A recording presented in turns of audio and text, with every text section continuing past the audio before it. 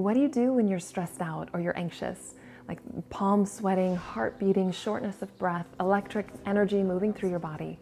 I want to share with you 2 practical things that you can do to start relieving any stress or anxiety in your life at the root. But I first want to share with you a story.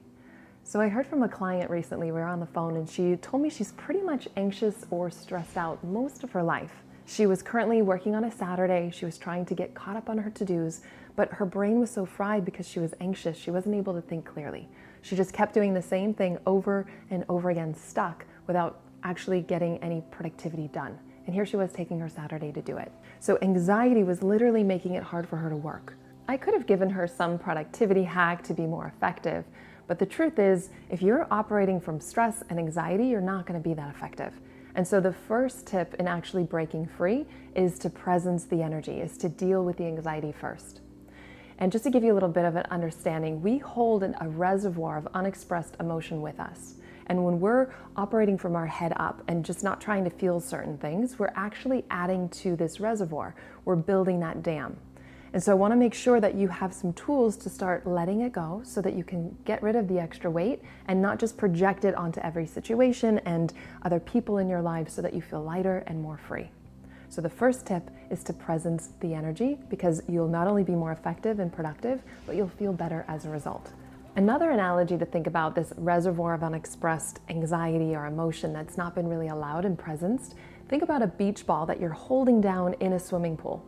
It takes all your energy to hold that down, and otherwise you could just let it go and have freed up energy to be playful in the pool and not try to manage so much of this. And so there's really 2 ways to live. One is to try to manage everything outside of you so that then you don't feel X, Y, and Z. That's the outside-in approach. But then we feel more anxious because we can't really control things out there. And so we're always, even if we're peaceful in the moment, we're kind of worried about the next situation.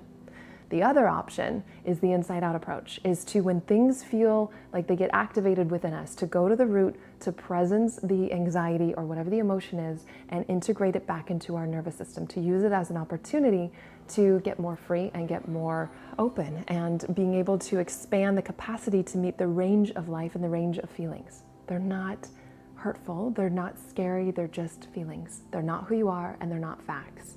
And so I just want to share with you a practical process for you to start emptying out that reservoir of unexpressed emotions, so that when somebody brings something up that's triggering for you, you're not sort of opening the drawer and bringing the past of all this unexpressed emotion in.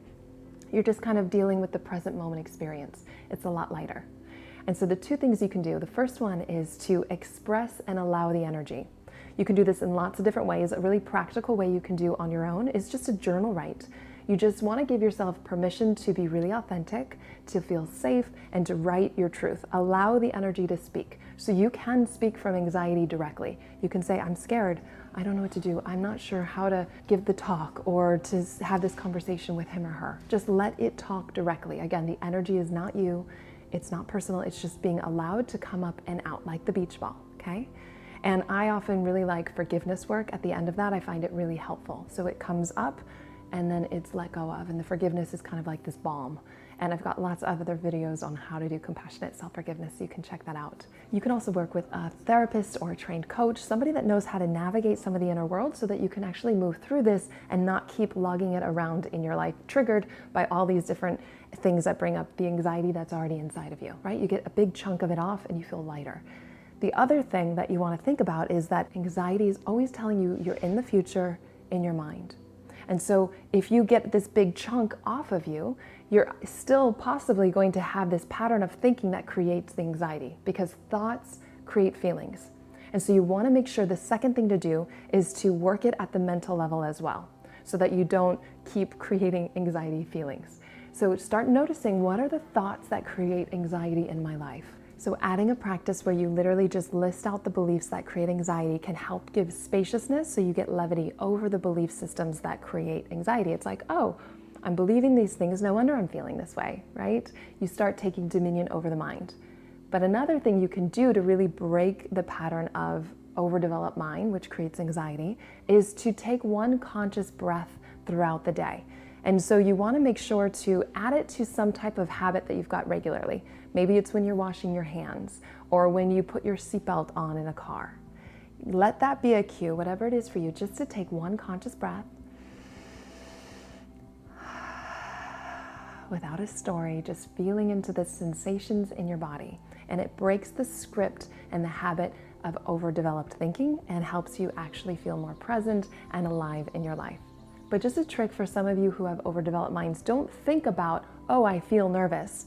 Actually drop into the sensations, and if you didn't label it as nervous or anxious, discover, what is this energy like? How does it move in my body? It's like, does it move up and down, left and right? You get intimate with it. Does it have a color? How big is it? You really drop out of your mind and directly into the sensations, and it becomes more alive, and you feel like it starts integrating into your nervous system more, and you feel lighter as a result. So just to review, if you're feeling anxious or stressed out, or if you want to really get to the heart of emptying out this reservoir of anxiety if it's rampant in your life, two things you can do. One is to allow the energy to come up and out. You don't need to hold on to it. It's not who you are. It's not scary. You can stretch the capacity to let the beach ball and these feelings come up and out, and actually let go of them as a result. And the second thing you want to do is to break the habit of thinking. Whether you're writing something down and you start to get perspective over it, or you're just taking one conscious breath throughout your day mixed in with a habit that you already do. This will help you feel into the sensations in your body more powerfully and actually feel more aliveness as a result of that. So if you want to be guided through a process of really starting to embody presence, I have a free guided meditation on my website, alyssanobriga.com. Underneath the shop tab, you can see all the different resources available for free, but you can also download this audio guide and meditation to support you in really developing mindful practice in your life. I hope that this has served you. If this can support somebody in your world, feel free to share it with them. Let them know you're here with them. We are so much more powerful to create changes when we're in community and celebrate it and doing it. So I'm here for you. I'd love to hear how this was, and I look forward to seeing you next time.